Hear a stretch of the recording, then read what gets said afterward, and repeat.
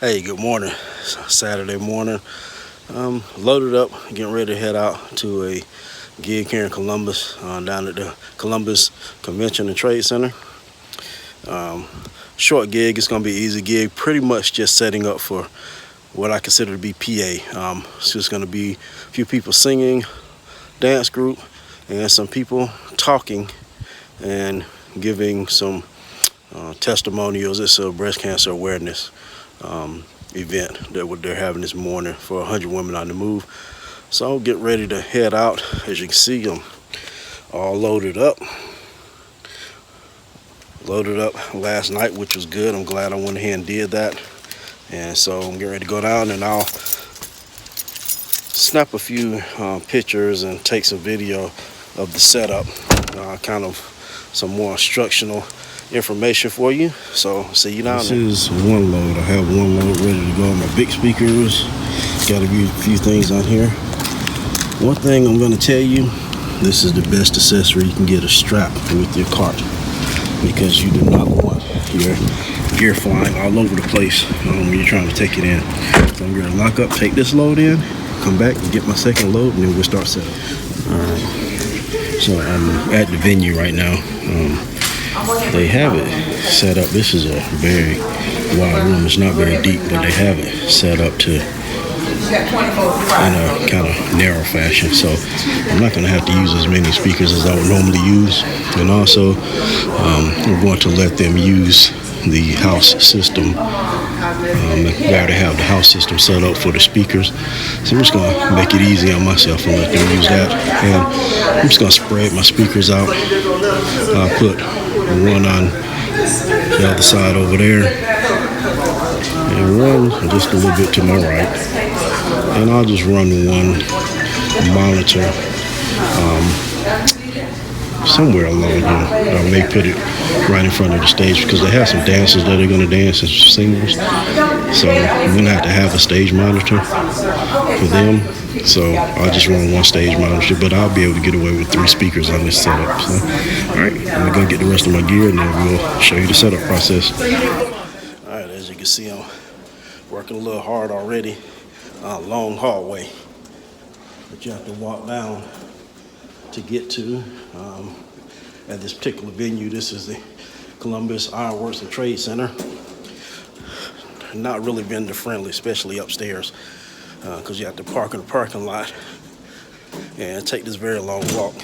So that's why I need to be in the gym more. But we got one potential issue that I see is going to be an issue, is that they have vendors set up in there to sell things, and that's always an issue, because the vendors want to be able to hear themselves talk to people as they try to sell them on whatever it is they're selling, and they can get to be an issue sometimes, because you want the music to be heard or whatever else is going on, and the vendors are not happy. So a lot of times I get requests from them to turn things down, and the person that's having the event is always like, no, I need you to turn it back up. Can you turn the music back up? So that may be an issue today, but let me get my second load out of the car. I'll have a few things, and then I'll be right back with you. I'll tell you about another friend of yours that you're going to want to do, especially if you're doing weddings or events like this. You can see they have the nice tablecloths, everything's decorated nicely. This is a scrim for a speaker stand, and it covers up the ugly stand and the wiring. So let me slip it on, I'll show you what it looks like afterwards. So this is what it looks like. I'm going to tighten it up so it looks a little tighter, but you see it wraps around the speaker stand, speaker goes on there. Now this particular one I don't like. I have some black ones that I like better, and I actually got them cheaper. This one is made for some bigger speaker stands. It stretches, so I'll stretch it out a bit and tighten it up and make it look better. But this one, the reason I don't like it is because this is designed for you to put some Velcro around your speaker stands. And I don't like that. The other one I have, the black ones, they have a little loop that I can use to tighten it up, and I can hook it around maybe one of the knobs or whatnot. One of the knobs down there, and it tightens it up, and it's not as big, but that's what these are good for. So these are going to be your best friend, especially if you're doing weddings and other types of events where everything's all prettied up. All right, see you now. From the outside, so we got it looking pretty clean from the outside. Like I said, my time management was bad today. Had people start coming in on me. I realized I had a bad cable, so let me show you what I wound up doing. As you can see, I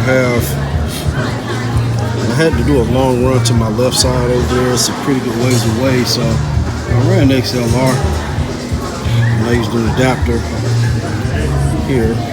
So that's going from XLR to quarters, because like I tell you before, most of the smaller mixers have quarter-inch outputs. Cue another song here because it's going to run out.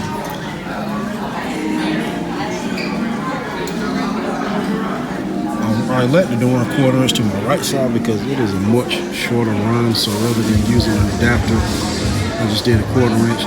And when I showed you before that speaker scrim, kind of hit those wires so that they kind of disappear straight back to the wall and come to me.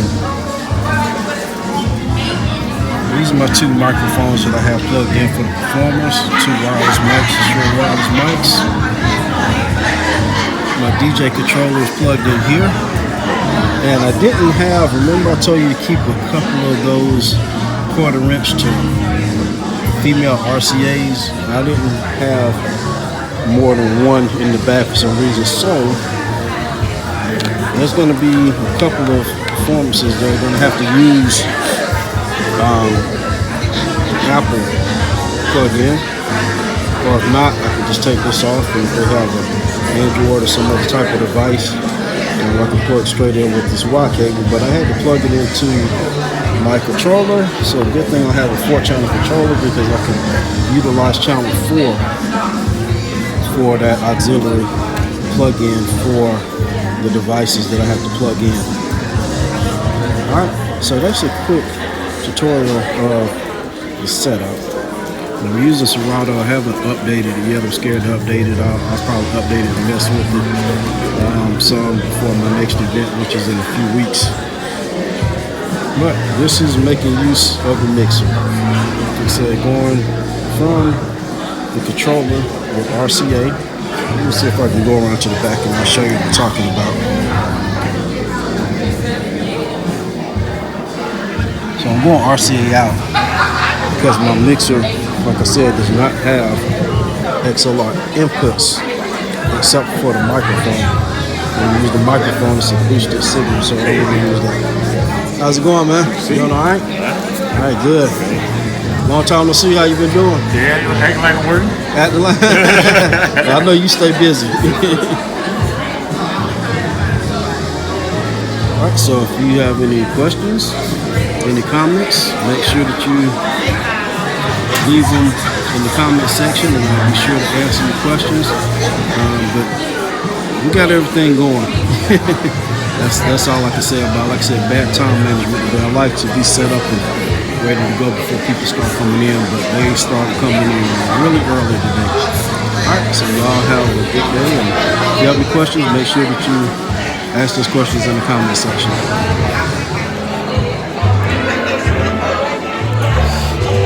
Alright, so I'm going to tell on myself. If you look, and let me turn the camera around, hold on.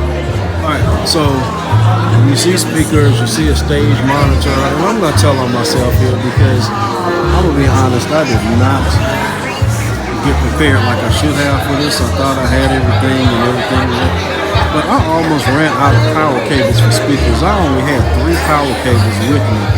So the one thing you don't notice here, and this is a cardinal sin, so remember, if you are doing an event and you have people performing, you have performers, you definitely need a monitor, volume monitor to mix with, so that you can hear the balance between the music and the performer. I do not have a monitor set up. I have an extra monitor with me, but guess what I don't have? I don't have a power cable, so I could not hook that monitor up. So that is something that you always want to remember when you are DJing. If you have people that are going to perform, especially singers, where you have pre-recorded music and you are behind your speakers, because as you see, I'm behind my speakers now. Hopefully, if they're on the stage, when I point that stage monitor back toward them, hopefully I'll get enough sound coming off of there that I can get them mixed okay. But that's something that you never, ever want to do. And you see the vendors over there, so like I said, that could possibly turn into an issue. Hadn't yet. I have the music down kind of low right now, but we'll see how it goes. Alright, so the event is over. Everything went okay. Playing a little bit of music.